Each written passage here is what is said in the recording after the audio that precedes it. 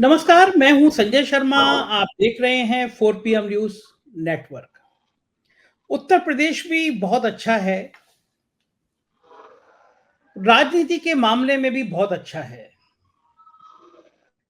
2024 का चुनाव सिर पर है। भारतीय जनता पार्टी ये मान रही थी कि ये राज हमारी पूरी तरह कब्जे में है, हम जो चाहेंगे उस राज्य में कर लेंगे, 75 सीटें ले आएंगे। लेकिन पिछले कुछ महीनों से इस राज्य में भारतीय जनता पार्टी के अंदरूनी लड़ाई की खबरें बीजेपी को परेशान कर रही हैं। जिस तरह से मुख्यमंत्री योगी आदित्यनाथ को 6 साल तक दबा के रखा गया, डीजीपी चीफ सेक्रेटरी तक उनके मन से चुनने का उनको अधिकार नहीं था। दिल्ली के चयन के आधार पर मंत्री चयन किए गए, कौन मंत्री बनेगा, कौन डिप्टी सीएम बनेगा, ये दिल्ली ने तय किया। हालांकि योगी आदित्यनाथ ने फिर उन मंत्रियों के प्रमुख सचिव कौन बनेंगे ये तय कर दिया, और उन प्रमुख सचिवों ने मंत्री का जीना हराम कर दिया, ये भी तय किया। मतलब लड़ाई दोनों तरफ से आर पार थी। इस बीच में चुनाव से पहले 3 राज्यों के नतीजे आने के बाद एक बार फिर डिप्टी सीएम केशव मौर्य की सक्रियता ने बीजेपी के अंदर हलचल मचा दी। मैं इस विषय पे आऊंगा, उससे पहले मैं दुनिया की सबसे ज्यादा चरित्रवान जो पार्टी अपने आप को कहती है, जो सबसे ज्यादा नैतिकता की बात करती है, उस पार्टी के एक विधायक का मैं आपको कुछ वीडियो दिखा रहा हूं। क्या कहना है आपका? वीडियो को देखिए। जी कुछ कहना चाहेंगे इस पे? शर्मिंदा हो सकती है ये जो सरपंच पुलिस पकड़ के लेके जा रही है, ये कोई गुंडे और अपराधी हिस्ट्री शीटर नहीं है। एक बार फिर से वीडियो को देखिए। जो सज्जन हैं, जो लोग बीच में जा रहे हैं, इन सज्जन का चेहरा देखिए। इन सज्जन को चेहरे को क्या कहना है आपका? पकड़ के ले जाया जा रहा है। ये इनका नाम है राम दुलार कोंड। और ये जो राम दुलार जी हैं, ये कोई मामूली आदमी नहीं है, ये भारतीय जनता पार्टी के विधायक हैं। अब आप कहेंगे कि ये भारतीय जनता पार्टी के विधायक को पुलिस इस तरह घसीटते हुए क्यों ले जा रही है? भारतीय जनता पार्टी के इस चरित्रवान विधायक ने, जो दूधी एक विधानसभा है वहां से चुन के आए हैं, एक नाबालिग बच्ची के साथ बलात्कार किया। फिर बता रहा हूं आपको, चरित्रवान पार्टी के विधायक ने एक नाबालिग बच्ची के साथ बलात्कार किया, रेप किया। आमतौर पे नेताओं के खिलाफ आसानी से मुकदमा दर्ज होता नहीं है। हल्ला मचा, बहुत जोर शोर मचा, तो विधायक जी पे एफआईआर हो गई।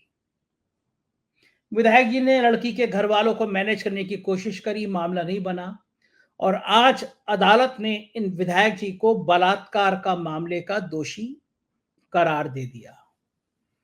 नाबालिग से बलात्कार के आरोप में विधायक जी को पुलिस पकड़ के कोर्ट में ले जा रही है।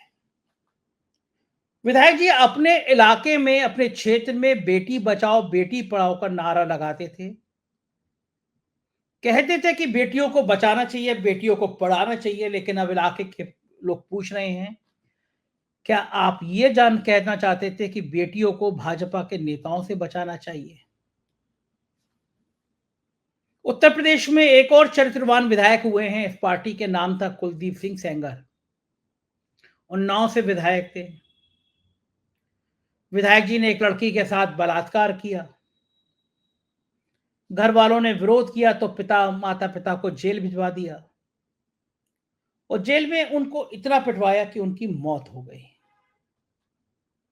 सुप्रीम कोर्ट तक मामला गया। विधायक जी आजीवन कारावास की सजा काट रहे हैं जेल में। एक और संस्कारी नेता थे, देश के गृह राज्य मंत्री, नाम था स्वामी चिन्मयानंद। लाल कृष्ण आडवाणी के बहुत प्रिय थे। राम जन्मभूमि जो यज्ञ समिति थी, बनी थी बाबरी मस्जिद विध्वंस के बाद, उसके वो संयोजक थे।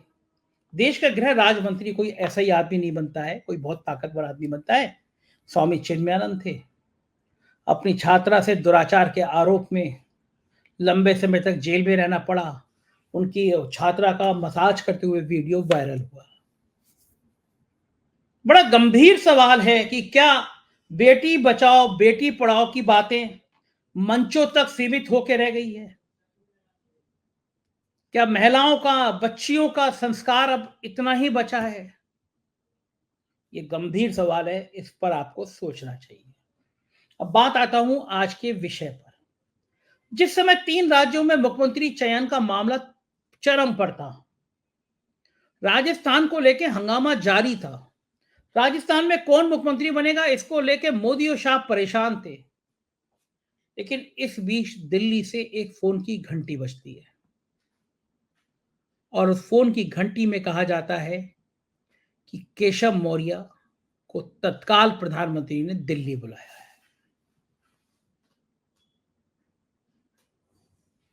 भाजपा में इस तरह आमतौर पर बुलाए नहीं जाते हैं।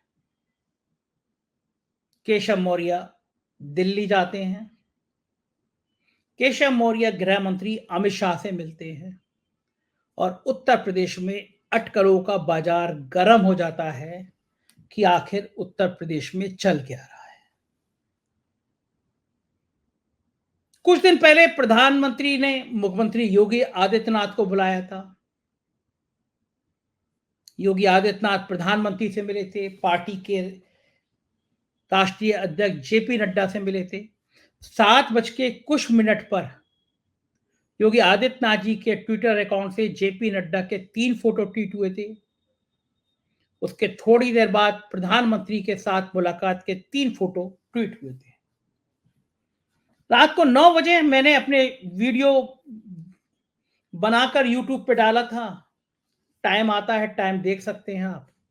और मैंने पूछा था कि अमित शाह के साथ फोटो क्यों ट्वीट नहीं हुए? क्या अमित शाह से मुलाकात नहीं हुई? अमित शाह की और उत्तर प्रदेश के मुख्यमंत्री के बीच अनबन की खबरें आम हैं। जब मैंने ये वीडियो बना के डाला तो वो लखनऊ से दिल्ली तक हड़कंप मच गया। लाखों व्यू उस पर आए और पूरी पॉलिटिकल पार्टी में हंगामा मच गया, क्योंकि 4 PM को प्रधानमंत्री कार्यालय और गृह मंत्री के कार्यालय में भी मॉनिटर किया जाता है। उत्तर प्रदेश सरकार तो लगातार 4 PM को मॉनिटरिंग पर रखी रहती है। तो मेरा सवाल था कि अमित शाह से मुलाकात नहीं हुई या फोटो ट्वीट नहीं हुए। इस वीडियो के बोलने के कुछ देर बाद, यानी लगभग आधे घंटे बाद, मुख्यमंत्री कार्यालय ने मुख्यमंत्री के अपने ट्विटर अकाउंट से अमित शाह के साथ एक फोटो ट्वीट किया। टाइम देख लीजिए, मेरे वीडियो बोलने के लगभग 1 घंटे बाद। जेपी नड्डा के साथ 3 फोटो ट्वीट हुए, प्रधानमंत्री के साथ 3 फोटो हुए और अमित शाह का एक फोटो डाला गया, वो भी जब मैंने सवाल उठाया कि क्या अमित शाह से मुलाकात नहीं हुई। इस दौर में केशव मौर्य ने जब यह बात उठा दी कि जातीय जनगणना का मुद्दा, मैंने पहले भी बताया था, केशव मौर्य ने यह मुद्दा उठाया एक इंटरव्यू में कि जातीय जनगणना मूल अधिकार है, तो फिर ये बात आई, क्या केशव मौर्य योगी आदित्यनाथ के विरोध को हवा दे रहे हैं? प्रधानमंत्री से मिलके आए थे मुख्यमंत्री, अगले दिन चर्चा का बाजार गर्म हो गया कि मुख्यमंत्री से कहा गया है कि अरविंद शर्मा को डिप्टी सीएम बना दीजिए, उनको गृह विभाग दे दीजिए। हालांकि इस तरह की अटकलें पहले भी चली और कहा गया कि मुख्यमंत्री ने मना कर दिया, कहा है कि अब बनाना है तो मुख्यमंत्री बना दो, मैं गोरखपुर जा रहा हूं। लेकिन दिल्ली योगी आदित्यनाथ की नाराजगी झेल पाने की स्थिति में नहीं है। 2024 से पहले अगर योगी आदित्यनाथ नाराज होते हैं तो भाजपा का डिब्बा गोल हो जाएगा। क्या है इस पूरी राजनीति के जड़ में? मैं बात करा रहा हूं आपको एक शानदार पत्रकार से, तो लखनऊ के बड़े अखबार के संपादक रह चुके हैं, राजनीति में भी रहे हैं, बहुत अच्छा बोलते हैं, बहुत तीखी टिप्पणी करते हैं। मेरे साथ है सुशील दुबे जी। आप अभी बातचीत सुनेंगे तो आपको लग जाएगा कि ये पत्रकार राजनीति की कितनी गहराई रखते हैं, उत्तर प्रदेश की राजनीति की कितनी चीजें जानते हैं। सुशील जी, कुछ फोटो दिखाता हूं पहले मैं आपको, बातचीत शुरू करने से पहले इन फोटो को देखिए। प्रधानमंत्री के साथ केशव मौर्य का मुस्कुराता हुआ फोटो। प्रधानमंत्री जी हाथ जोड़ रहे हैं, केशव मौर्य गपिया रहे हैं, बातचीत कर रहे हैं प्रधानमंत्री के साथ केशव मौर्य। बहुत सहज फोटो प्रधानमंत्री जहां हाथ जोड़ रहे हैं उस फोटो को देखिएगा। केशव मौर्य प्रधानमंत्री हाथ जोड़ रहे हैं और केशव मौर्य कैमरामैन की तरफ देख रहे हैं। ये कब फोटो की जो बॉडी लैंग्वेज होती है वो बहुत सारी कहानी बता देती है, फूल देते हुए। और खास तौर से ये फोटो देखिए गौर से। ये फोटो कभी आपने देखा होगा, प्रधानमंत्री एक डिप्टी सीएम के सामने हाथ जोड़े खड़े हैं और डिप्टी सीएम उनको शॉल उड़ा के कैमरे की तरफ देख रहे हैं। इतनी आजादी प्रधानमंत्री किसको देते हैं, इतनी लिबर्टी प्रधानमंत्री किसको देते हैं कि वो हाथ जोड़े और वो नेता दूसरी तरफ मुंह घुमा के फोटो खिंचवा रहे हैं। प्रधानमंत्री के सामने ऐसा कौन नेता खड़ा हो सकता है, किसकी इतनी हैसियत है, प्रधानमंत्री उसके हाथ जोड़े वो दूसरी तरफ मुंह घुमा के फोटो खिंचा ले। इतनी ताकत दी जा रही है योगी आदित्यनाथ के धुर विरोधी माने जाने वाले उत्तर प्रदेश के डिप्टी सीएम केशव मौर्य को। दूसरा फोटो दिखाता हूं मैं आपको। सबसे ताकतवर शख्स अमित शाह, देश के गृह मंत्री अमित शाह फूल दे रहे हैं, मुस्कुरा रहे हैं दोनों नेता। ये रिश्ता क्या कहलाता है आप खुद समझ सकते हैं। सुशील दुबे जी, ये राजनीति क्या है? केशव मौर्य को प्रधानमंत्री बुला रहे हैं, अमित शाह रणनीति की बात कर रहे हैं। उत्तर प्रदेश में क्या खेल होने जा रहा है? पहले तो आपको गौर साहब को नमस्कार कर लें। उत्तर प्रदेश में ये भी एक कारण है। अभी 6 दिन पहले एनसीआरबी का एक वो आया है, रिकॉर्ड आया है। उसमें नंबर 1 पे महिला रेप और ये वो सब मिला के उसमें उत्तर प्रदेश नंबर 1 पे है। यह भी बहुत बड़ा काम है। करीब 5 इधर रहती है। संजय भैया ये बताइए, क्या योगी आदित्यनाथ अपनी मर्जी से सीएम बने थे? सीएम तो सिन्हा साहब को बनना था। दिल्ली तो सीएम सिन्हा साहब को ही मान रही थी और दिल्ली ने बहुत कोशिश करी। जब योगी बन गए और फिर वो हिंदुत्व का हो गया और तमाम बातें शुरू हो गई, उसके बाद भी सीएम ने बड़ी कोशिश करी, पीएम हाउस ने, कि शर्मा जी को डिप्टी सीएम बना दिया जाए। शर्मा जी को बगल का 5 KD का बगल बड़ा वाला बंगला दे दिया जाए। शर्मा जी को बहुत बड़ा रुतबा दे दिया जाए। अब जो भी कुछ कारण हो, 1 साल तक हमें लगता है शर्मा जी को काफी सोचना, समझना, देखना। वहां तो गए थे दिल्ली से, गुजरात से लखनऊ। बड़ी कठिनाई हो रही इस समय। पूरी राजनीति हिंदुस्तान की केवल 2 लोगों के हाथ में है जिसको कोई चैलेंज नहीं कर सकता। उसका नाम है विश्व गुरु नरेंद्र दामोदर दास मोदी और अमित भाई शाह जी। आपने एक बड़ा अच्छा जो दिखाया, मतलब इतना आश्चर्यजनक फोटो है ये केशव मौर्य का, जो इसमें वो नरेंद्र मोदी हाथ जोड़े और केशव मौर्य। अरे केशव मौर्य को तो चरणों में गिर जाना चाहिए था। वो रुतबा है इस समय मोदी का, वो कैमरे को देख रहे हैं। ये कैमरे को दिखवाया गया है, ये कैमरे को दिखवाया गया, फोटो बनवाई गई है। ये कोई यहाँ से चारबाग से थोड़ी लेके गए थे फोटोग्राफर, ये कोई नाके से थोड़ी ले गए थे फोटोग्राफर, या कालिदास वहां से थोड़ी ले गए थे। ये तो पीएमओ हाउस का फोटोग्राफर था जिसने फोटो खींची है और उसे मालूम है कि हमें किस एंगल से कौन सी। अभी तिरुपति बालाजी गए थे ये मोदी जी, 6 फोटोग्राफर साथ चल रहे थे और एक टीवी वाला चल रहा था। सब एंगल बनते हैं, फिर एंगल आते हैं, मार्केट में आते हैं। सुशील जी, ये केशव मौर्य को इतना महत्व देने का इस दौर में, जब ये माना जा रहा है कि केशव मौर्य योगी आदित्यनाथ का विरोध कर रहे हैं, कारण क्या है? प्रधानमंत्री अमित शाह केशव मौर्य को बुला के क्यों मिल रहे हैं? क्या संकेत है? खुद से विरोध कर रहे हैं। संजय भैया, आपने आज का ट्वीट पढ़ा केशव मौर्य का? इतना भारी ट्वीट तो केशव मौर्य ने सोचा ही नहीं होगा कि हम इतना करना हम लिख भी सकते हैं। विश्व के सबसे शक्तिशाली और लोकप्रिय और पता नहीं क्या क्या करके उनके चरणों में आके उनसे मिलके मुझे और देश का उत्थान और पता नहीं पतन और क्या क्या लिख के और वो ट्वीट किया केशव मौर्य ने लौट के इसी के बाद। वो ट्वीट बताता है कि मोदी का बस चले 1 घंटे में ही यहाँ चिट्ठी भेज दे कि मैं यहाँ पर मतलब आप जय समझिए इस चीज को। और एक बात बताने बेटा, मैंने भी कुछ दिन पहले आपका उसमें कहा था ये इसी डिबेट में 1-to-1 में कि मोदी का योगी कोई कुछ नहीं कर सकता, योगी ये और योगी वो बोला। संजय भैया बता दें, 3 चुनाव के बाद देश की राजनीति टोटल बदल गई है।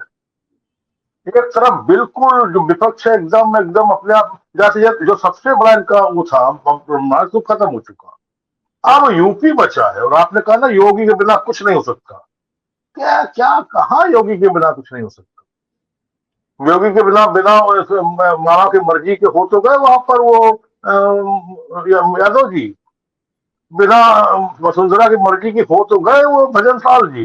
लेकिन सुशील जी, शिवराज सिंह चौहान और वसुंधरा राजे की तुलना योगी आदित्यनाथ से नहीं की जा सकती। योगी आदित्यनाथ उत्तर प्रदेश में हिंदुत्व का बहुत बड़ा ब्रांड है, मोदी से कम बड़ा ब्रांड नहीं है, हिंदुत्व का बड़ा ब्रांड है योगी आदित्यनाथ। उनको उपेक्षा करके उत्तर प्रदेश में अगर राजनीति करने की सोचेंगे मोदी जी तो 2024 में नुकसान हो जाएगा, ऐसा मेरा मानना है। आप बताइए कि मैं सही हूं या गलत?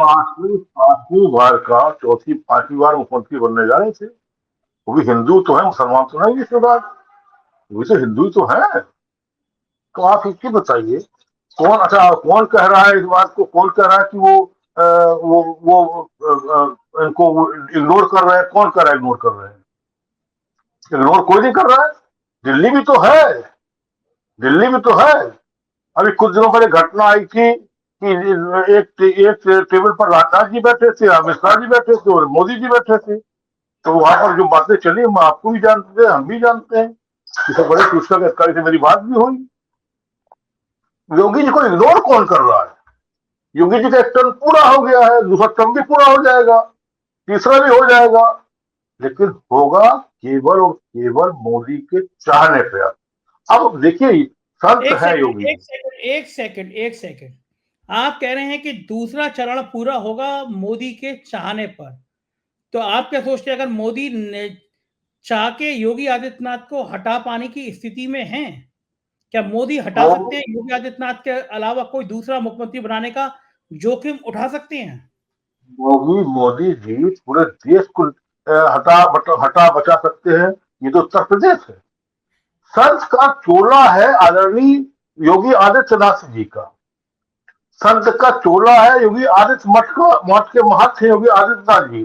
कि हिंदुस्तान के उसके हिंदुओं के महंत और मठ के मालिक है, उसका नाम है नरेंद्र दामोदर दास मोदी, जिसको आज की तारीख में सही तरीके से गलत तरीके से जैसे भी हिंदुस्तान सर पे बिठाए हुए।